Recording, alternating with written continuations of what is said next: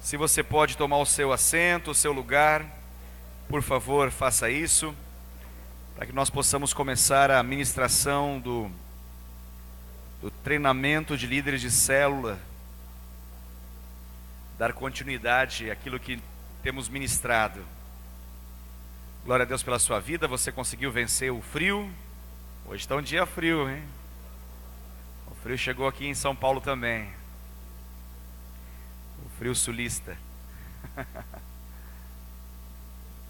Bênção, bênção. Que bom que você venceu o frio e veio ao templo nessa noite.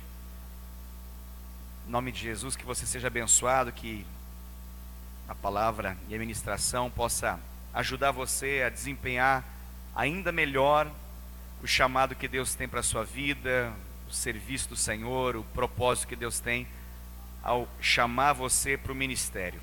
Glória a Deus por isso. Aleluia. Então, amados, nós vamos dar continuidade. Nós, no dia, acho que foi dia 4, nós tivemos então o nosso último Tadel, há 2 semanas atrás, e agora vamos dar prosseguimento. Estamos tratando do tema ministração da oferta.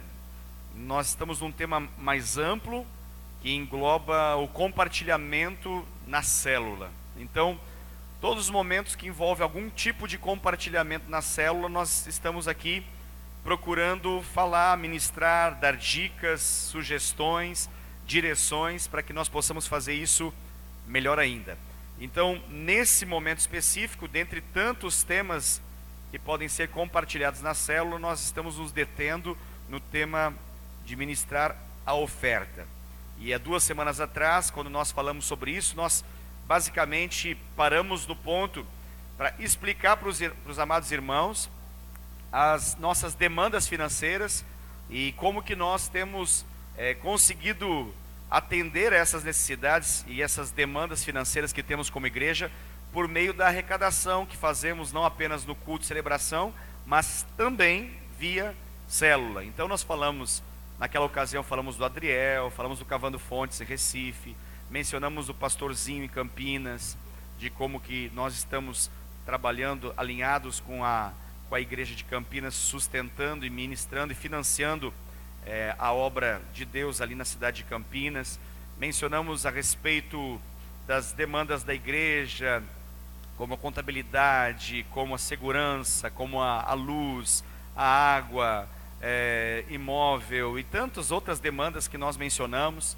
Eu acredito que eu apenas tenha me esquecido de uma importante, acabei depois me lembrando que não mencionei, mas também recurso que nós conseguimos direcionar em função de uma van, né? Alguns amados irmãos da Morada do Sol, eles por espontânea vontade, eles começaram a se organizar para viabilizar uma van, facilitando que eles pudessem ir e vir, né, ao culto de celebração no domingo. Porém, os valores que eles se propuseram a pagar não atendeu ao valor que a van cobra. Então nós, desde o começo, nós já estamos cobrindo essa falta desse valor. E acaba, como infelizmente acaba acontecendo, que alguns amados não, por alguma razão, até o valor que haviam mencionado antes, eles mencionaram um determinado valor para poder passar em relação à van, e por alguma infelicidade que acabaram tendo na área financeira, eles não conseguem atender aquele compromisso. Então nós como igreja também suprimos essa situação. Então, só mencionando para que você possa entender, como igreja nós também temos mensalmente uma demanda financeira da questão do transporte, além daqueles transportes que eu já mencionei, e eventualmente nós acabamos cobrindo como combustível para alguns líderes de célula, ou alguns amados irmãos que desempenham um trabalho ministerial em nosso meio, necessitam de um recurso e de um apoio financeiro. Nós também acabamos suprindo desse modo. E a van já podemos dizer, a igreja tem coberto uma boa parte desse valor atualmente, e fazemos isso com alegria, sabendo que nós estamos permitindo irmãos virem ao templo no domingo especificamente tem sido feito desse modo. Então, nessa ministração, há 2 semanas atrás, nós acabamos explicando um pouco assim do panorama financeiro da igreja, né? Muitas demandas que nós temos no dia a dia, e pela graça do Senhor, todas elas têm sido supridas satisfatoriamente, e continuo a declarar, nós somos uma igreja muito abençoada por Deus, uma igreja próspera, temos crescido no Senhor, e isso tudo é só o começo daquilo que Deus tem feito no nosso meio. Nós estamos num processo, você pode dar uma olhada no templo e perceber que o templo está sendo mudado. Cada semana que você vem à igreja, seja no Tadel, ou seja no culto de celebração, você percebe que alguma mudança aconteceu. Amanhã mesmo estará chegando nossa parte acústica aqui para essa parte das minhas costas aqui, a parte de frente para vocês do altar. Então, amanhã também já vai acontecer a instalação dessa lã de rocha, que é uma placa acústica para poder evitar que o som se propague para os nossos amados vizinhos. Nós queremos ganhá-los, nós queremos que eles nos amem, não nos odeiem, né? Nós temos aqui já a Thalita nos representando, ela é uma boa samaritana em nosso meio, ela faz ponte com os nossos vizinhos, nos ajuda, e nós queremos de fato assim tornar melhor possível essa questão acústica da igreja. A igreja nunca teve um tratamento acústico, na verdade o forro não é um forro acústico, então a nossa igreja acaba se tornando como essa caixa de som, ela é para mim e para você aqui. A igreja em si é uma grande caixa de som que propaga o som para o lado de fora, porque ela não tem tratamento acústico.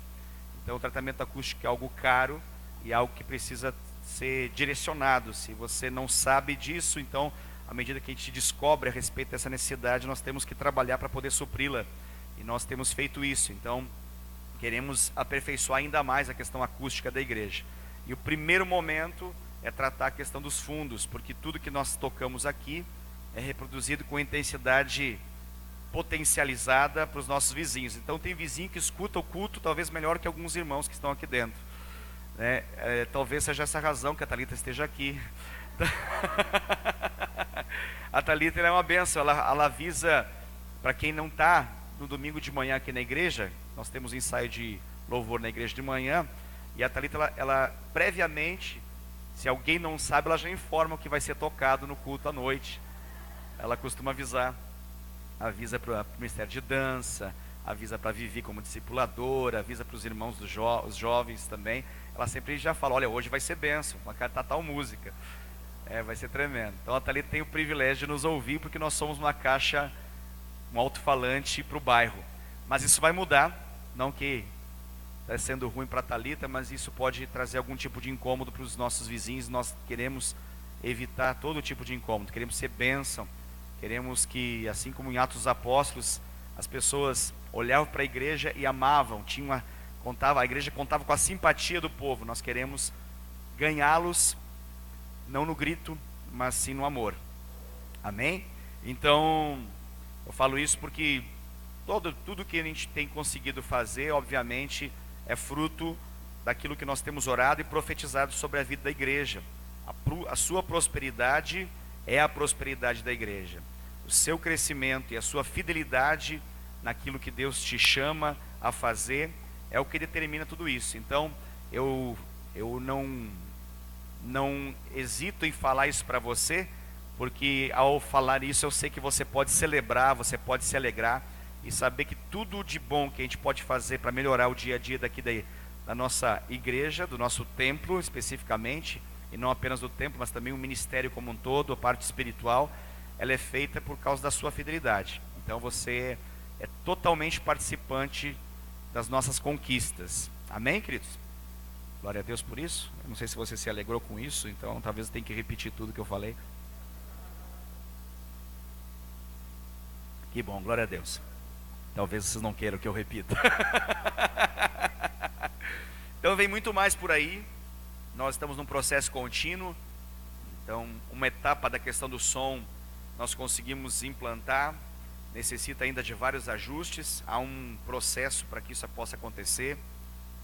Acredito que nesse próximo final de semana aqui a parte do altar também já vai estar completamente revolucionada, com mesas de som específica individual para cada ministrante, para cada instrumentista e também para a parte vocal também. Então vai mudar bastante. Na verdade, não é apenas uma adaptação e uma reforma na questão do som.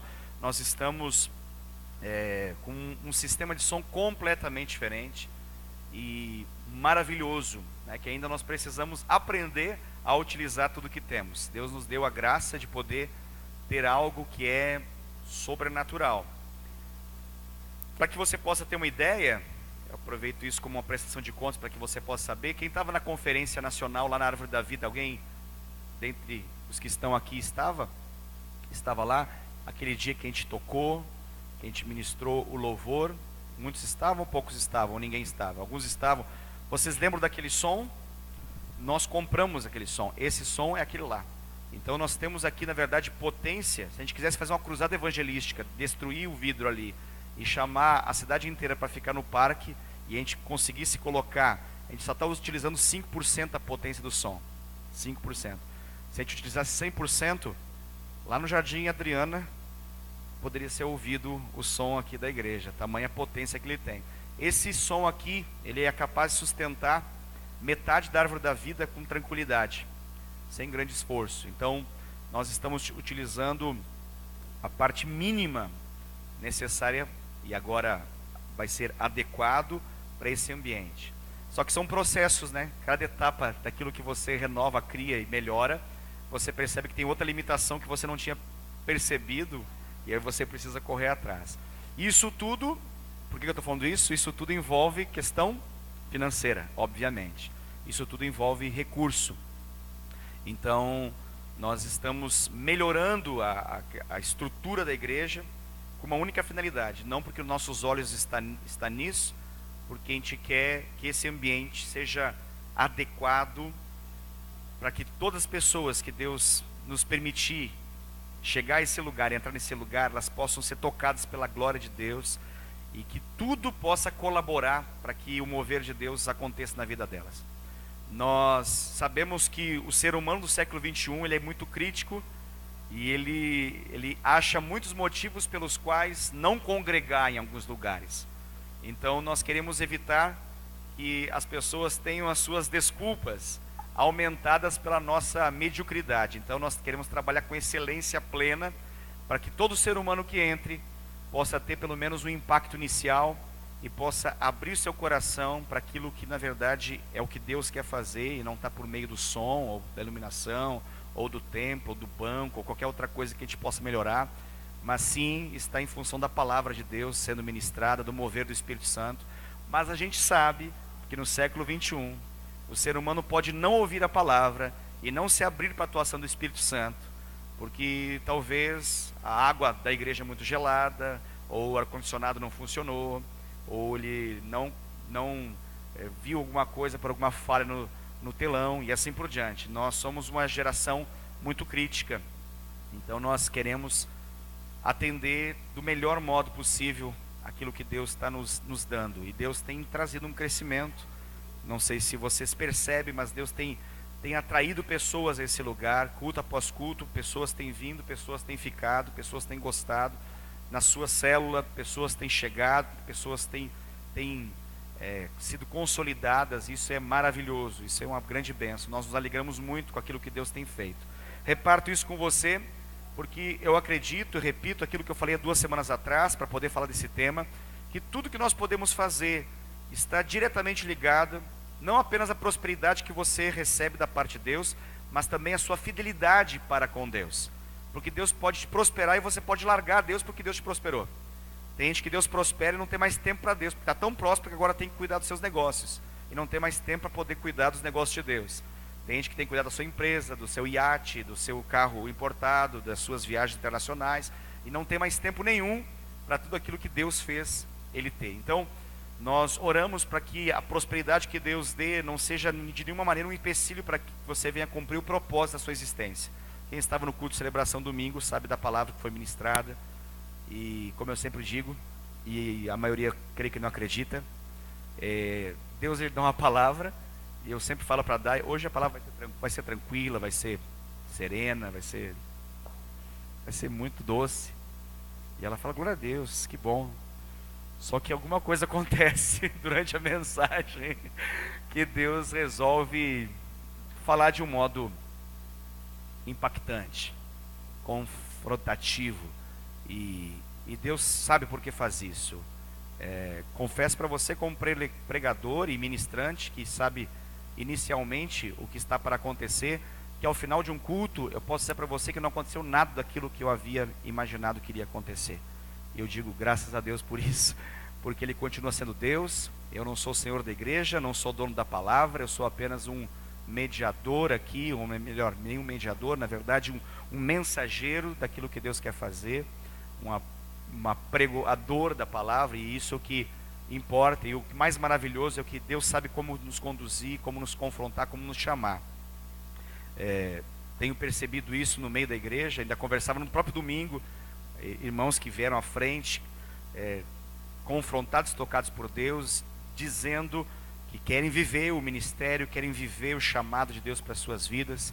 Alguns irmãos que Deus trouxe para o nosso meio para serem curados, para poder voltar para as suas igrejas e cumprir o chamado de Deus nas suas igrejas. Até isso está acontecendo no nosso meio, graças a Deus. Então, de vez em quando aparecem crentes feridos em outras igrejas, decepcionados com pastores, igrejas, ministérios. Aí eles vêm aqui, aí Deus fala, aí eles falam, quero aqui viver, quero aqui congregar, quero aqui morrer. A gente fala, glória a Deus, aleluia, que legal. Mas primeiro vai conversar com o seu pastor, primeiro vai alinhar aquilo que não está alinhado, primeiro vai pedir perdão naquilo que você precisa pedir. Aí eles vão e eles voltam dizendo, puxa pastor, aconteceu um milagre lá e eu estou voltando para a minha igreja. Glória a Deus, aleluia. A gente não está aqui para poder edificar sobre a obra que já está edificada, nem pescar no aquário de ninguém. O nosso foco são perdidos e pessoas que, direcionadas por Deus, vêm para essa igreja. Tirando isso, não é o nosso foco. Então, nós nos alegramos para poder ser bênção não só aqui, mas também ser bênção naquilo que Deus quer fazer aqui nessa cidade. Afinal de contas, Deus quer salvar essa cidade. E para isso Ele vai usar muito a nossa igreja e vai também usar a igreja dos outros, para que esse grande mover se estabeleça, em nome de Jesus. Amém? Glória a Deus. Então, eu falo isso para que você possa entender um pouco da realidade, daquilo que acontece por meio das ofertas. E por que eu explico isso tudo para você de forma assim tão direta? Para que você possa saber que as ofertas da sua célula são determinantes naquilo que nós vivenciamos como igreja. Elas se somam à arrecadação por meio do culto, e naturalmente por meio do culto sempre vai ser muito maior, porque é o todo da igreja, e no culto se contempla também os dízimos da igreja. Obviamente vai ser um volume financeiro muito maior do que as entradas da sua célula, mas o valor das entradas da sua célula, somado a todas as demais células que temos, é a garantia de dar continuidade naquilo que já fazemos, e a possibilidade de acreditarmos que os nossos sonhos, os sonhos que Deus plantou em nosso coração, se tornarão realidade. Quem estava aqui há 2 semanas atrás sabe dos sonhos que eu reparti com a igreja, os sonhos que Deus tem colocado no meu coração para essa cidade, e aquilo que essa igreja pode fazer no aspecto social e transformador, ser uma voz profética, não apenas uma voz profética, mas um sinal profético de transformação dessa cidade. Eu expliquei um pouquinho sobre isso há 2 semanas atrás. Se você não estava, repito sempre, essa mensagem está sendo gravada, você pode fazer uso dela depois. Então, se você não estava e quer ouvir qual foi a parte 1 dessa ministração, que eu estou fazendo a parte 2 hoje, você pode acompanhar essa ministração do Tadel anterior. Então, isso tudo só é possível por meio da fidelidade de um povo. Eu disse há 2 semanas atrás que Deus pode trazer os homens mais ricos de Indaiatuba para cá, mas se eles forem infiéis com Deus, a obra de Deus não cresce. Deus pode continuar a trazer pessoas simples, como a maioria de nós somos, mas pela fidelidade dessas pessoas simples que têm aprendido a prosperar no Senhor, é que nós temos conseguido crescer financeiramente, fazer o que nós fazemos. E isso é só assim, a ponta de cima de um iceberg que você consegue visualizar. Tem muita coisa debaixo desse iceberg, na parte submersa, que está por acontecer no nome de Jesus, e que você vai ver, você vai ficar feliz. Isso não envolve apenas a questão estrutural, mas envolve vidas salvas, transformadas, consolidadas, que é o que tudo mais nós queremos. De fato, o que nós queremos é vidas. Nós não trabalhamos por coisas, mas sabemos que coisas são importantes para poder as vidas serem tocadas. Por isso nós olhamos para as coisas, mas o nosso foco são vidas. Amém? Glória a Deus. Então, dando prosseguimento, a oferta da célula ou da igreja não deve ser ministrada de maneira tímida ou pesarosa. Você está pregando a pura palavra de Deus. Se você estivesse pregando outro assunto da palavra de Deus, você agiria assim? Vamos pensar um pouco a respeito disso. Qual um outro assunto que a gente poderia falar, que a palavra de Deus traz clareza a respeito de algum assunto, e que nós, quando falamos, não falamos de maneira tímida ou pesarosa. Por exemplo, o tema adultério. A Bíblia é muito clara em relação ao adultério, né? Adultério na Bíblia é pecado. O adultério, ele é caracterizado pelo relacionamento entre pessoas que não estão em aliança. Elas têm aliança com outra pessoa, eles então rompem essa aliança para se relacionar sexualmente. Isso é adultério. Diante da perspectiva que Jesus trouxe, ele aperfeiçoou ainda mais a ideia de adultério, quando ele falou que quando nós olhamos com um olhar impuro, nós já adulteramos no nosso íntimo, em nosso coração. Então Jesus, ele foi no profundo, ele não ficou apenas na superficialidade da prática, mas ele trouxe a realidade do pensamento, tanto quanto a prática, como sendo pecaminoso. Então o tema adultério é um tema muito claro na Bíblia, para todos nós que somos cristãos. E quando nós falamos a respeito de adultério, eu tenho certeza que nós não escolhemos muitas palavras para poder dizer claramente para todos que adultério, segundo a perspectiva da palavra de Deus, ele é pecado, certo? Então a gente não fala do tema adultério pedindo a gente perdão por falar sobre esse tema. Eu fico até constrangido de falar sobre esse tema, o tema adultério, e se você algum dia cometeu isso, eu quero antecipadamente falar, olha, desculpa por aquilo que eu vou mencionar para você, eu nem sei direito como falar isso para você, mas seria bom se de repente, quem sabe, você algum dia pudesse perceber a respeito desse tema chamado adultério, porque ele é um tema que a palavra de Deus, ela fala algo a respeito disso, que vai contra isso, mas não se sinta constrangido, e todo esse blá blá blá, na verdade é desnecessário, porque nós temos clareza a respeito do adultério, certo? Então, se nós temos uma clareza que nos gera ousadia, coragem e uma capacidade de tornar claro o assunto, então nós não vamos ficar de maneira tímida ou pesarosa no coração de falar a respeito de um tema tão claro. O tema finanças na Bíblia é um tema muito claro. Eu diria que é mais claro do que o próprio adultério. A Bíblia fala mais sobre finanças do que fala sobre adultério. A Bíblia tem muito mais conteúdo a respeito do tema contribuição, oferta, do que propriamente adultério. Então, qual razão teríamos de falar a respeito de um tema tão profundo, tão espiritual, de maneira tão tímida, de maneira tão apagada, ou de uma maneira tão pesada no coração, sendo que ele é claro, ele é um tema claro da palavra de Deus, da pura palavra de Deus. Então, quando nós formos falar sobre oferta na célula, nós não precisamos ter nenhum tipo de constrangimento para falar desse tema. Talvez o que possa nos constranger é a prática alheia, alguns amados irmãos que acabam perdendo os limites e falando e agindo de modo inadequado na questão financeira e na questão da contribuição, mas pelo erro de muitos não significa que a verdade deixou de ser verdadeira. A verdade continua sendo verdadeira e a verdade está na palavra de Deus. Se alguns erram, se alguns deturpam, se algumas pessoas praticam o que não devem, não significa que nós que conhecemos a verdade precisamos nos omitir de falar daquilo que é verdadeiro, porque alguns cometem erro. Então, o erro alheio não é uma desculpa para nossa timidez em expor a verdade. E a verdade, ela tem a chancela do Senhor, tem o carimbo do Senhor, e quando nós falamos, Deus honra, Ele zela por aquilo que nós dizemos. Então, esse é algo muito importante, esse detalhe é muito importante nós observarmos. Quando você ministra ofertas, Deus está concedendo ao povo a graça de ser abençoado. Isso é muito importante. Quando a gente fala do tema oferta, é importante nós entendermos que, ao falar de oferta, nós estamos dando a oportunidade das pessoas serem abençoadas.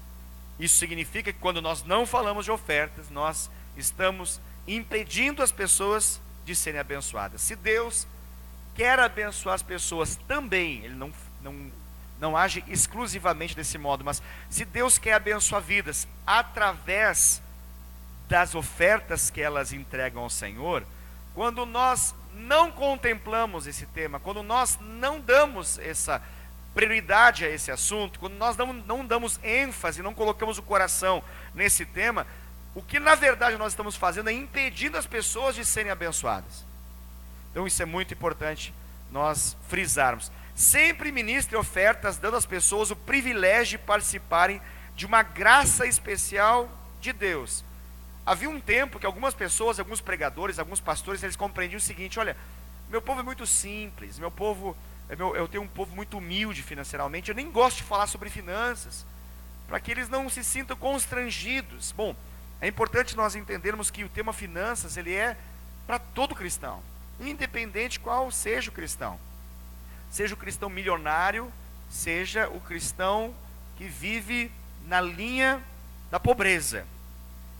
Se não tivéssemos base bíblica para isso, nós poderíamos pensar outra coisa, mas nós temos a viúva pobre, ela não é uma viúva mais ou menos, a Bíblia fala de uma viúva pobre, e talvez uma das razões da sua pobreza era justamente ela ser viúva, e ela era uma viúva dentro daquele contexto que vivia pobre, e ainda assim, o Senhor Jesus fez daquele momento em que ela ofertou, um momento tremendamente espiritual, tremendamente honroso para ela, e explicou um princípio poderoso ali, de uma oferta de sacrifício que ela fez. No caso, ela pegou as moedas que ela tinha e entregou tudo. Ela não fez um dízimo, ela fez o seu túdimo, né? Ela entregou tudo ali. E Jesus honrou ela. Nós não sabemos os detalhes do que aconteceu depois, a Bíblia não, por alguma razão, não relata o que aconteceu depois, mas pela maneira como Jesus viu aquela cena, narrou e a abençoou, nós só conseguimos imaginar que a vida dessa senhora foi transformada a partir daquele momento. Eu fico tentando imaginar, se nós impedíssemos, se alguém na fila percebesse pela roupa daquela mulher, pelo traje daquela mulher, pela aparência daquela mulher, que ela era pobre, e alguém bem intencionado, talvez um pastor do século 21, da nossa geração, olhasse para ela e falasse assim: o que a senhora está fazendo aqui? Não, sai dessa fila. A fila da assistência social é lá ganha aquilo do amor, cesto do amor, fica naquela fila. Aqui é só para aqueles que podem doar, aqueles que podem contribuir, é só aquela fila errada. Diz a história que existiam duas filas no contexto da igreja primitiva, no contexto ali do templo. Existia sim uma fila que era adequada às pessoas que tinham necessidades, e existia naturalmente a fila daqueles que iriam fazer contribuições.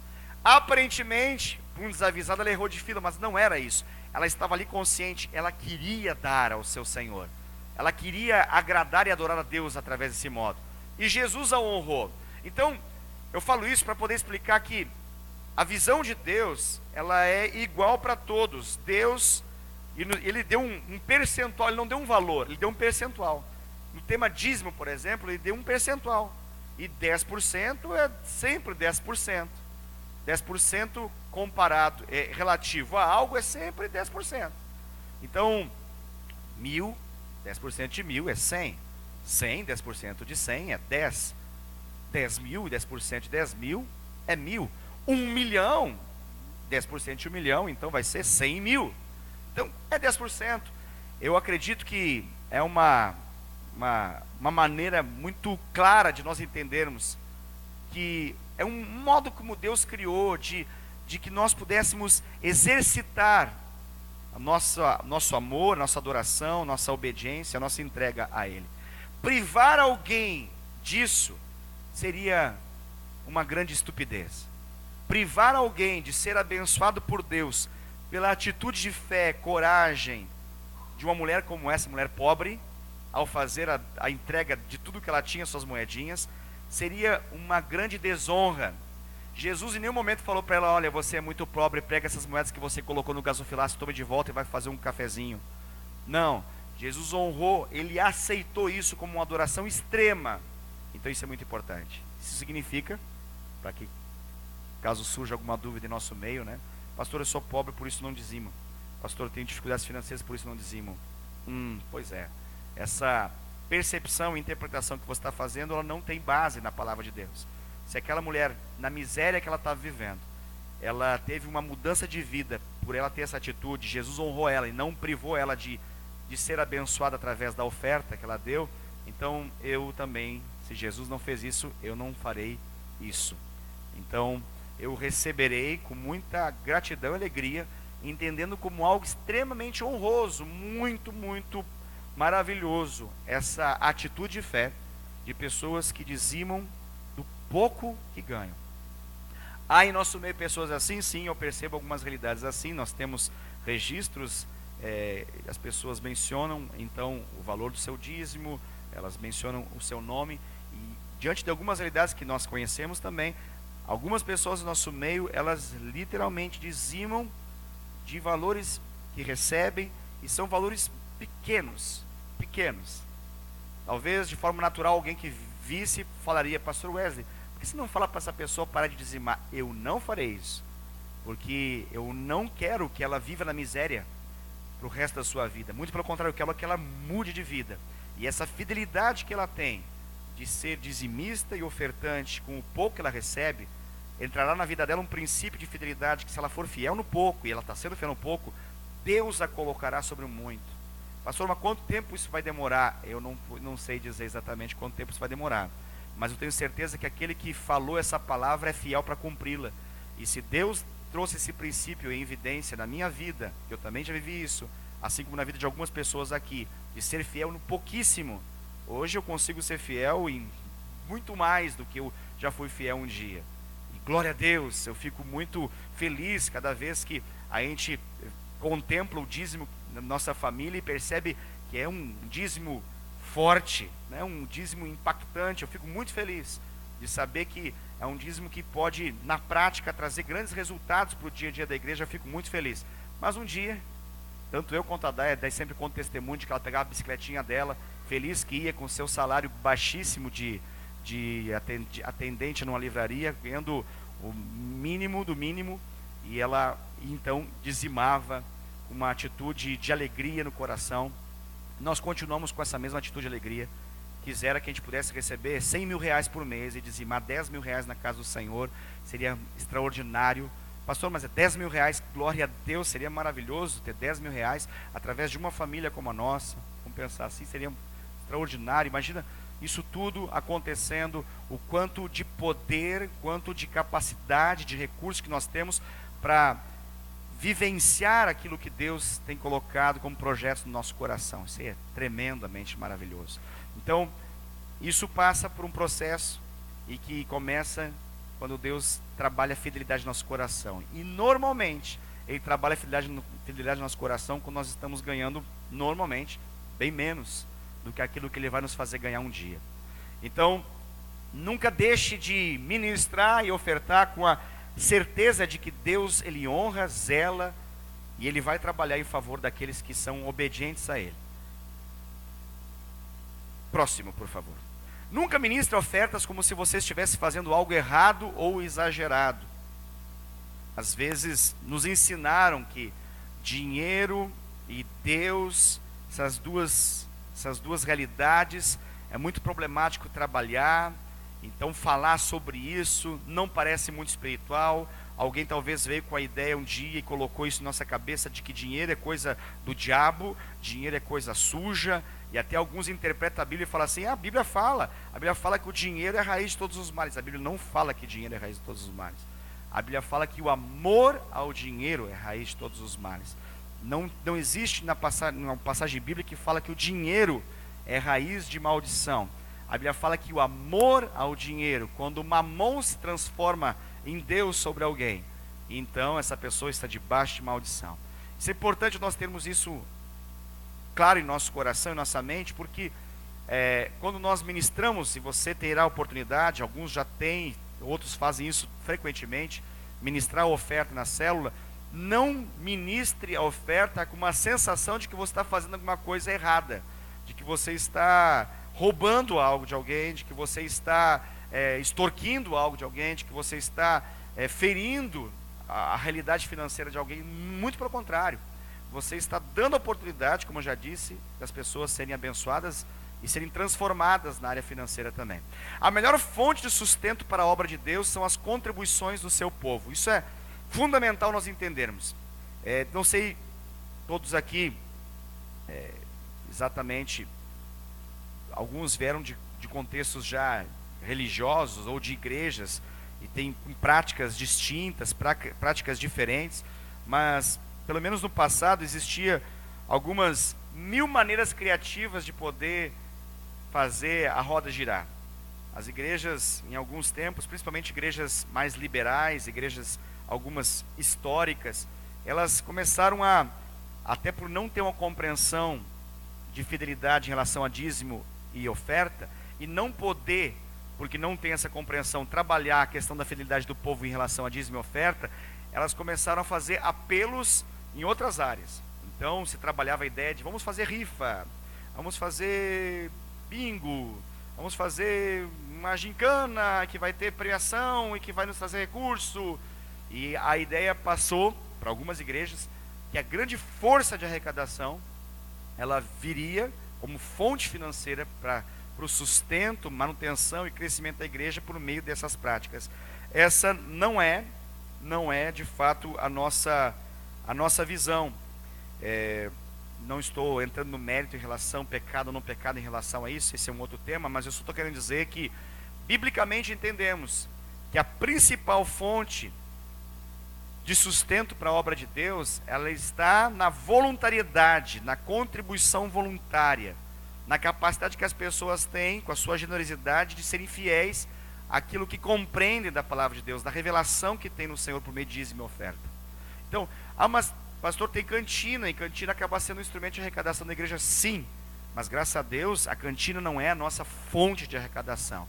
Ela se soma, ela coopera de algum modo, nos ajuda aqui a colar em alguma questão, sim, é uma maneira de atrair recursos, sim, mas se em algum momento nós olharmos para a cantina como sendo fonte de recurso financeiro, nós damos um tiro na cantina e acabamos com ela, porque ela não é para esse propósito. O dia que as pessoas não quiserem mais colocar a mão no bolso para poder ofertar e dizimar, e preferem gastar tudo em comida para de algum modo se sentirem em paz, poder colaborar na obra de Deus, a gente acaba com a comida na igreja, em nome de Jesus, porque nem só de pão vive essa obra, e sim da palavra de Deus, amém? Então é importante nós entendermos isso, para nós não confundirmos as coisas. A igreja primitiva passou um pouquinho esse processo, porque a igreja estava vivendo um crescimento, e tinha muito pão, muita comida, e ceia, e fartura. Começou uma brigaceira em relação a esse negócio de comida, dava mais problema administrar a comida no seio da igreja do que a palavra, a ministração. Aí começou a baixar decreto por meio de cartas apostólicas, para poder dizer, olha, é o seguinte, quem não trabalha não come, porque era um tal de vir para a igreja para comer, e não tinha mais responsabilidade, não tinha mais trabalho. Então surgiram algumas menções para poder deixar claro como lidar com esse tema. Aí começou os apóstolos a organizar o processo da distribuição da comida, da própria ceia, como instrumento do culto, como da ceia que eles faziam, a ceia ágape, que na verdade era aquilo que nós vamos fazer no dia da família, por exemplo, quando nós vamos unir os pratos, vamos trazer os nossos pratos de casa, não só o prato, claro, o prato cheio, né? E vamos unir então, e fazer uma grande festa, uma grande comunhão. No dia da família vai ser assim, juntamente com os segundos Jogos Interredes, que está por vir aí, vai ser uma grande bênção. Então, esse tipo de realidade era frequente na igreja primitiva. Eles chamavam isso de ágape, era o momento ágape, o momento amor, era a ceia do amor. Não era especificamente a ceia que nós fazíamos no culto, celebração, que eles também tinham isso, mas eles tinham uma ceia muito maior, onde eles ceavam juntos, eles comiam com vontade. Esse negócio de comer, crente comer, é muito antigo. Esse negócio é muito antigo, né? Desde a igreja primitiva, crente come e come muito bem. A gente não bebe, não fuma, então a gente come muito. Então essa é a nossa realidade, né? A nossa fraqueza bate nessa área. Jesus, me parece também, apesar de que ele não tinha nenhum pecado, foi provado em todas as coisas, nenhuma pecou, mas alguns erradamente, equivocadamente, disseram que ele era glutão. Então, não sei, eu sou um seguidor de Jesus, né? Então, discípulo de Jesus, parece que a gente está na mesma pegada. Eu acredito que as pessoas erram quando fazem essa crítica em relação a nós. Não tem nenhuma base isso, com certeza não. Mas parece que a gente dá essa impressão de glutonaria quando a gente come. Parece. Semelhante ao nosso mestre Jesus. E detalhe, ele ainda comia com gente esquisita, né? Não sei se você come com gente esquisita, mas Jesus comia com gente esquisita. dava um trabalho para os homens da lei, porque Jesus comia com pecadores, publicanos, fariseus, ou melhor, pessoas que não tinham nenhuma reputação. Assim era Jesus. Ele tinha um poder de atração às pessoas, que elas se sentiam tão à vontade para estar ao lado dele. E aí, por meio desse momento de comunhão de mesa, ele ministrava o reino de Deus, ministrava aquilo que ele veio fazer na vida das pessoas. Então, eu menciono a respeito desse detalhe, porque é muito importante nós entendermos que a fonte de sustento da igreja principal, ela é por meio da contribuição. Sempre ministra ofertas, dando às pessoas o privilégio de obedecer e agradar a Deus. Já falei sobre isso, não vou falar mais a respeito desse tema. Nunca ministra ofertas como se aquilo fosse pesado aos irmãos. A oferta está ligada diretamente ao princípio de semeadura e colheita, do plantio na boa terra. Não tem melhor investimento do que o investimento que é eterno. Não existe. Não existe melhor terra senão aquela que vai originar novos céus e nova terra. Não existe melhor investimento a ser feito. Mesmo a Bolsa de Valores não dá conta de bater o maior e melhor investimento a ser feito, que é no reino de Deus. A Bíblia fala em Mateus 6,33, buscar em primeiro lugar o reino de Deus e sua justiça. E todas essas coisas, essas são aquelas que ele falou antes, serão acrescentadas. E todas essas coisas fala de provisão, fala daquilo que Deus pode fazer na vida daqueles que são dele, daqueles que são fiéis a ele. Então, as promessas de Deus correm atrás daqueles que buscam em primeiro lugar o seu reino e sua justiça. Quando nós estamos contribuindo, nós na verdade estamos ativando um princípio de Deus. Bom que todos fizessem isso conscientemente.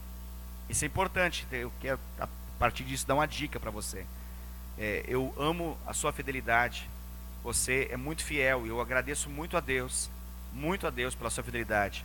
Sei, por meio dos registros que temos, que você é um dizimista. Sei que você eventualmente oferta. Sei do seu coração desprendido e generoso para a obra de Deus. Glória a Deus por isso. Mas eu não sei se todos fazem isso com a consciência daquilo que podem gerar no Espírito. Eu falo isso porque nós podemos obedecer e ser fiéis sem ter essa consciência, como nós podemos ter a consciência daquilo que nos é permitido viver em Deus, em função de praticar esse princípio. Qual o princípio? É o princípio de semear e colher. Então eu quero falar isso para você. Procure não apenas, eu sei que esse deve ser o seu coração, e primeiramente você deve fazer isso, e acima de tudo você deve fazer isso, fazer por fidelidade ao Senhor, por amor ao seu Senhor, por compreensão da graça de Deus, por saber que Deus se fez participante da obra dele na terra. Isso é maravilhoso. Mas você também pode, e não é pecado nenhum fazer isso, fazer com a consciência de que você está investindo. Você não está simplesmente dando, entregando, mas você está investindo. E quando a gente fala em investimento, o que se espera de quem investe? Que tenha retorno. A lei de semeadura é uma lei de retorno. Semeia, colhe. A expectativa de um semeador ao semear é que ele vai colher. E o detalhe, quando ele semeia sementes, o nível de colheita sempre é maior do que aquilo que ele semeia. Se nós contássemos as sementes que o semeador lança na terra, e depois contássemos o fruto em si, nós veremos que a proporção lá está de 30, 60 a 100 por 1. Ou seja, é gigante a comparação da colheita em função daquilo que foi semeado. Se esse princípio é bíblico, e se não há nenhum pecado em ser praticado com consciência, eu quero dizer para você, em nome de Jesus, ative isso na sua vida. Cada vez que você pegar um envelope desse que nós temos, para poder colocar as informações de dízimo ou de oferta, como você faz, ore ao seu Senhor e ative pela fé esse princípio na sua vida. Chame à existência essa colheita na sua vida, em nome de Jesus. Declare aos céus que você tem consciência disso e que você está na busca dessa realidade, que você quer isso na sua vida. Amém? Glória a Deus. Muito bem. Pode passar o próximo, por gentileza? O Senhor garante suprimento com abundância para aqueles que são fiéis em ofertar generosamente para o seu serviço. A gente pode ler essa passagem, não é tão longa assim, nós podemos mencioná-la aqui. Filipenses capítulo de número 4. Filipenses capítulo de número 4, verso de número 17. Já achou aí? Mais fácil ainda. Eu acho aqui também. Filipenses capítulo 4, verso de número 17. Diz assim a palavra de Deus: não que eu procure o donativo, mas o que realmente me interessa, aqui fala Paulo, né? É o fruto que aumente o vosso crédito. Uau! Recebi tudo e tenho em abundância. Estou suprido. Desde que Epafrodito, um belo nome para dar para um filho, me passou às mãos o que me veio de vossa parte como aroma suave, como sacrifício aceitável e aprazível, prazeroso a Deus. E agora ele declara uma palavra poderosíssima aqui: e o meu Deus, segundo a sua riqueza em glória, há de suprir em Cristo Jesus cada uma de vossas necessidades. Palavra tremenda, né? Tremenda. Então, perceba que aqui o que ele está argumentando, o apóstolo Paulo está argumentando aqui, dentro do contexto da carta para a igreja de Filipos, aos filipenses, ele está dizendo o seguinte: olha, o meu coração não está nesse tema. Eu não vivo o ministério em função de donativo. Eu não trabalho para Deus na expectativa de que eu fique rico nessa história. Mas eu me sinto como rico. Eu tenho abundância, ele fala. Parece a palavra do pastor Wesley 2 semanas atrás, falando: eu sou próspero, eu sou próspero. Então, basicamente o que o Paulo está falando: eu sou próspero demais. Eu tenho muito mais do que eu necessito. Eu consigo abençoar muito mais do que necessitar de bênçãos alheias. Mas o que me realmente interessa ao falar desse tema e ministrar esse tema a vocês é o que ele fala aqui: é que o fruto é o fruto que aumente o vosso crédito. Ele está dando uma ideia financeira aqui para nós. Ele está falando o seguinte: olha, esses donativos, eles ativam uma realidade em Deus como que gerasse um crédito. E nossa geração entende bem desse negócio de crédito. Tem crédito consignado, crédito isso, crédito, mas tem crédito, né? Não precisa ser muito velho não para poder. Jovens recebem ligações no celular para poder, gerente oferecendo crédito, call center informando de crédito disponível. O que mais tem é crédito. Então o tema crédito é um tema muito simples e fácil de entender. Aqui o autor bíblico Paulo lhe fala de um crédito. Um crédito que vai fazer aquele que doa, o donativo aqui, vivencie esse crédito. Ele é algo que foi aplicado na conta dessas pessoas. E que com certeza vai fazer com que isso aconteça aqui. Que Deus, em sua glória, em sua riqueza, supre todas as necessidades dessas pessoas. Então o que ele está dizendo assim? Olha, na verdade, o tema financeiro não é o principal tema do ministério, mas ele é importante, necessário e espiritual, ao ponto que eu ministro ele, para que você entenda que ele precisa ser vivenciado também. E ele foi uma conquista de Jesus na cruz. O tema da prosperidade bíblica, ele foi uma conquista daquilo que o pecado, o mundo e o diabo nos roubou. E Jesus, ele nos restitui, ele nos dá a graça de poder desfrutar. Então, quando nós temos essa compreensão e nós ativamos ela pela fé, isso traz grandes resultados na nossa vida. Lembrando que os resultados nunca devem ser alvos de adoração. Lembrando que os resultados daquilo que Deus nos dá nunca devem ser contemplados no lugar do Criador, mas sim devem ser contemplados como presentes graciosos de Deus para a nossa vida. Amém? Entenda isso como riqueza mesmo. Entenda isso como poder financeiro. Onde eu estou? Aqui. Nunca ministre ofertas como se Deus e a sua igreja fossem muito necessitados. Ela é uma grande oportunidade que Deus nos dá para prosperarmos. Sementes de generosidade trazem frutos multiplicados de bênçãos. Isso aqui é muito legal, muito interessante, poderoso. Então, olha só, o que está querendo dizer aqui para nós, através do treinamento, é que, às vezes, algumas pessoas podem se expressar e comunicar de um modo que parece que a gente está pedindo assim uma esmola pelo amor de Deus, uma esmola por caridade, sabe? Que a igreja precisa. A igreja está desesperada. Se você não fizer isso, nós não temos como sobreviver. Eu preciso do seu dinheiro para manter esse programa no ar. Sabe aquele desespero clássico de programa evangélico? Eu preciso. Sabe? Esse lenga-lenga, ele não é legal. Não é legal. É triste quando o que leva as pessoas a doar é a pena e não a fé e o amor.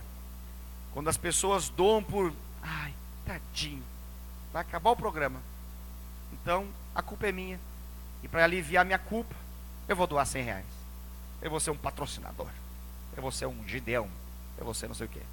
Então, não é por aí o caminho. Então a obra de Deus, ela é feita por revelação em nossa vida, por conhecimento, por entendimento, e ela deve ser por esse caminho. Quem sustenta a obra de Deus, sustenta porque tem revelação. Nós trabalhamos e lidamos e vivenciamos e caminhamos de acordo com a luz que temos. Então, quando nós temos essa revelação, nós praticamos ela. Nós não praticamos ela porque a igreja está precisando, e não deixamos de praticar porque a igreja está sobejando. Tem gente que pensa assim, não vou dizimar não. A igreja está precisando do meu dízimo. Ai, trocou som. Vamos botar um trem lá na frente agora, lá, ó. Benção. Meus R$100 não faz diferença alguma. Meus R$250 de dízimo não faz diferença alguma. Eu não vou dizimar mais não. A igreja não precisa medir. Tem gente que pensa o contrário. Quando a igreja cresce, ao invés de se alegrar, acha que é como que uma razão pela qual não ser fiel mais. A igreja, ela não necessita do seu dinheiro porque ela está vivendo momentos de dificuldade, e também não necessita do seu dinheiro para poder manter o que tem. Na verdade, a questão é uma questão simples, é fidelidade, seja num momento como no outro. A igreja pode passar por turbulências, como pode passar por picos de montanha, pode passar por tudo isso, mas a fidelidade de um povo, ela precisa ser um retrato claro de uma igreja diante de Deus. Se Deus nos faz passar, de forma geral, por momentos de vale, estaremos juntos como igreja, mas a nossa fidelidade também será garantida. Mas é injusto com um Deus que nos prospera, quando nós estamos lá no pico da montanha, todos nós, e aí nós começamos a reconsiderar a nossa fidelidade, tendo em vista que a igreja agora está tão próspera, que aparentemente não precisa mais. Imagina se todos ou uma grande parte pensarem assim, o que acontece com qualquer organização. Então, é um pensamento muito impróprio esse. Para finalizar a nossa noite aqui, nunca ministre ofertas como se contribuir fosse algo triste. Inclusive a palavra de Deus nos orienta a nós ofertarmos com alegria. Então, eu acho que a única tristeza que existe é aquela antes de nós vencermos esse espírito maligno que fala conosco quando nós vamos ofertar. Porque sempre tem um momento quase de possessão demoníaca em todos os cultos, nesse momento da oferta. É muito espiritual esse momento da oferta. Alguns demônios, eles se manifestam nessa hora. Eles argumentam, falam, interagem, eles conversam de forma muito clara com crentes. São demônios que falam com crentes, especificamente. Porque com não crente, ele não tem obrigação nenhuma de fazer nada. Não se espera nada financeiramente de um não crente. Não temos nenhuma expectativa com nenhuma outra pessoa, mas com os crentes, o projeto de Deus está valendo. Então esses demônios, eles atuam nesse exato momento. Então eles precisam ser vencidos. Então eu acredito que na vida de um crente, até vencer, é uma tristeza muito grande. Tem alguns cristãos que se levantam na hora da oferta. Tem alguns cristãos que quando falam do tema finanças, eles dão vontade de tomar água, ir no banheiro, conversar com alguém, fazer qualquer outra coisa, porque para eles é chocante, é um momento difícil de ser vencido, é uma angústia muito grande. Se eles pudessem escolher não ouvir a respeito disso, eles escolheriam, mas já que está no culto, para não ficar tão indelicado, eles procuram ficar mais ou menos, mesmo que na periferia, mas eles ficam aí no contexto da igreja. Então, é muito importante entender que a palavra de Deus fala que a oferta, ela deve ser, e isso só será na medida que nós temos revelação, ela deve ser por alegria, com alegria no coração. Na verdade era para ser um momento de festa, celebração, pular, gritar, saltar, fazer um espirival, que é o contrário do carnaval, claro, né? Não é a festa da carne, é do espírito. Então, fazer uma festa do espírito, literalmente, cada vez que nós ofertamos, cada vez que nós vemos trazer dinheiro na casa do Senhor.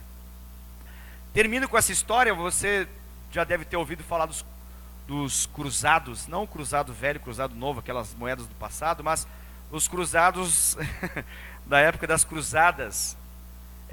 Existe uma história interessante, me parece ser verdadeira, não tenho conhecimento pleno para poder dizer como uma testemunha ocular de que isso aconteceu, mas me parece muito interessante a alusão de que os cruzados, ou melhor, esses homens que eles eram os mercenários, trabalhavam em prol dos desejos de conquista da igreja, claro, tirando todas as interpretações que a gente poderia falar sobre isso, só menciono que um momento trágico e de trevas da igreja houve isso. A igreja, ela tinha um exército, mas não era um exército de guerreiros espirituais, era um exército de homens que eram pagos, patrocinados para poder implantar o cristianismo em alguns lugares. Então esses cruzados que eram contratados, esses mercenários que eram guerreiros, eram soldados, eles então vinham e eles passavam por um ritual para se tornar cristão. E o ritual para se tornar cristão era o ritual do batismo. Então eles deveriam ser batizados para então se tornarem cristãos. Então eles aceitavam isso na condição de que para trabalhar para o Papa, trabalhar para o rei, o Papa ele servia nas duas, ele não era apenas um líder religioso, mas também um líder político. Então para trabalhar para esse rei, eles para se tornar súditos dele, deveriam então passar por esse ritual, por esse pacto, por essa aliança que era o batismo. Só que eles eram homens violentos, eles eram homens sanguinários. Então o que eles faziam?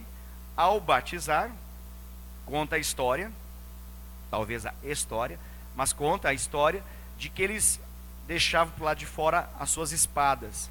Eles eram batizados, eles mergulhavam na água, eram imergidos, imersos, submersos, mas as suas espadas não, com um claro sinal de que eles eram católicos. Suas espadas não eram católicas, eles eram religiosos, mas as suas espadas não. Ou seja, eles foram purificados, eles agora eram santos, mas suas espadas, que estavam nas suas mãos, não eram tão santas assim, poderiam então exterminar qualquer um, matar qualquer um, assassinar qualquer um, porque não tinha peso de comprometimento com as espadas. Era um sinal de que existia uma parte daquilo que pertencia a eles que não era de Deus. Qual que é a alusão? É a mesma alusão para alguns cristãos. Tem alguns cristãos que frequentam 1 mês, 2 meses, 3 meses, 3 anos, 20 anos, e passa-se muito tempo, eles continuam na hora da oferta, ao invés de levantar a espada, eles levantam a carteira. Então eu sou cristão, minha carteira não é cristã, então ela não tem parte com Deus. Meu coração é de Deus, eu sou puro, sou santo, sou entregue, mas entregar 10%, ou entregar as minhas finanças, não. Então ao invés de levantar a espada como sinal de que ela não é de Deus, alguns cristãos, claro que são apenas um gesto dentro do coração, não um gesto físico, eles se esquecem. Tem pessoas que fazem a questão de esquecer em casa, né? Parece aqueles casos típicos de pessoas que vão no restaurante e esqueci a carteira. Você pode pagar para mim hoje? Não sei se alguém aqui já ouviu. Claro que no nosso meio nunca acontece isso, mas alguém já pode ter feito isso com você. Essas pessoas que fazem isso com a gente é incrível. Mas às vezes tem pessoas que esquecem justamente nas horas importantes da carteira. Já viu esse negócio acontecer? Por isso, tem alguns cristãos que, de forma muito desatenta, muito desapercebida, eles sempre esquecem a oferta. Então sempre com cartão só. A gente está mudando essa realidade, vamos ter máquinas aqui na frente, então não terá mais esse problema. Você pode passar, basta digitar sua senha e está garantido a sua oferta ou até mesmo seu dízimo. Aleluia. Estou brincando com você, mas para que você possa entender, não é necessariamente uma brincadeira, isso pode acontecer, não tem nenhum problema quanto a isso. É um modo corriqueiro do mundo lá fora, também pode ser um modo corriqueiro de ser feito aqui dentro. Mas o que eu estou querendo dizer é que, enquanto a nossa carteira não baixar as águas também junto, enquanto o nosso bolso não for de Deus, assim como os cruzados eram apenas mercenários, é possível que nós também estejamos vivendo de uma maneira muito mercenária, apenas querendo os benefícios sem o compromisso. Então é importante que nós entendamos que isso não deve ser um instrumento de tristeza, uma vez que o nosso coração é de Deus, todo o nosso ser é de Deus. Onde está o nosso coração, ali está o nosso tesouro. Então, se o nosso coração é do Senhor, todo o tesouro que Ele nos permite chegar a bem da verdade, todo é de Deus. Ele nos assim, por uma questão didática, Ele nos permite administrar os 90, mas na verdade é tudo dele. Ele direciona, Ele dá clareza para aquilo que vai ser feito. Então, na verdade, Ele é o dono de tudo na nossa vida, e nós somos bons administradores daquilo que Ele nos concede. Amém? Vamos ficar de pé. Nós encerramos então esse tema, administrar oferta. No próximo Tadel com o TLC, nós vamos ministrar a respeito de como ministrar o testemunho pessoal. Então vai ser muito interessante essa ministração, essa aula do TLC, para que nós possamos meditar e aprender. Amém? Antes de nós fazermos oração, gostaria de fazer um pedido para você. Se a gente conseguir fazer isso juntos, vai ficar mais rápido e fácil, a não ser aqueles que por alguma eventualidade não podem fazer isso. O que acontece? Nós estamos no meio da EBF. A EBF nesse ano foi em 2 finais de semana. Começamos no final de semana passado, terminamos agora. E nós precisamos que todas essas cadeiras sejam empilhadas.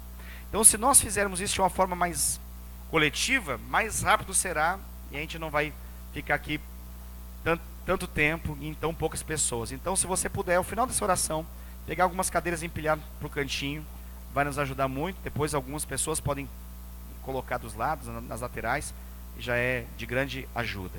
Ok? Glória a Deus. Vamos orar, queridos, e nós encerramos então a nossa programação. Pai amado, muito obrigado por essa noite. Eu te agradeço, Senhor Deus, pela direção que o Senhor tem nos dado, por tudo que o Senhor tem feito no nosso meio, e por esse tema, Senhor Deus, que foi ministrado nessa noite, ser um tema tão especial, tão importante, espiritual, que o Senhor tem trazido no nosso dia a dia. Nós temos vivido um ano de excelência e temos visto, até mesmo por meio da área financeira, que essa excelência tem se manifestado em nosso meio, seja, Senhor Deus, nas casas dos nossos amados irmãos, no dia a dia de cada um deles, bem como também aqui no templo, Pai, aqui no ministério. E nós agradecemos ao Senhor por isso. Nós sabemos que é obra do Senhor em nossa vida. Nós queremos clamar no nome de Jesus que o Senhor continue essa boa obra que o Senhor começou em nossa vida, que o Senhor nos ensine a administrar cada vez melhor, que nós não venhamos a ficar devendo nada para ninguém a não ser o amor, que o Senhor venha a nos quebrar, Pai, toda a ligação com a escravidão financeira do nosso meio, que todos os nossos amados irmãos que congregam nessa igreja, nenhum deles venha a viver dívidas na sua vida, mas que todos eles, Pai, venham ser prósperos e não ter apenas as suas necessidades supridas, mas ter, Senhor Deus, em abundância, a fim de poder ofertar na vida daqueles que precisam à sua volta, Pai, no nome de Jesus. Que essa bênção e prosperidade se espalhe, se derrame e possa tocar a vida de todos em nosso meio, Pai, desde aqueles que são líderes em nossa casa, como aqueles que estão chegando agora, Pai, no nome de Jesus. Manifesta uma mudança drástica, Senhor Deus, no panorama financeiro de todos em nosso meio, tirando a mediocridade e levando a abundância e a excelência em nome de Jesus. Pai, abençoa esse restante de noite. Cuide, Senhor Deus, agora das nossas vidas no retorno para nossas casas, também da nossa noite de descanso, em nome de Jesus, papai. Amém. Deus abençoe a todos, em nome de Jesus, uma ótima noite e na paz do Senhor.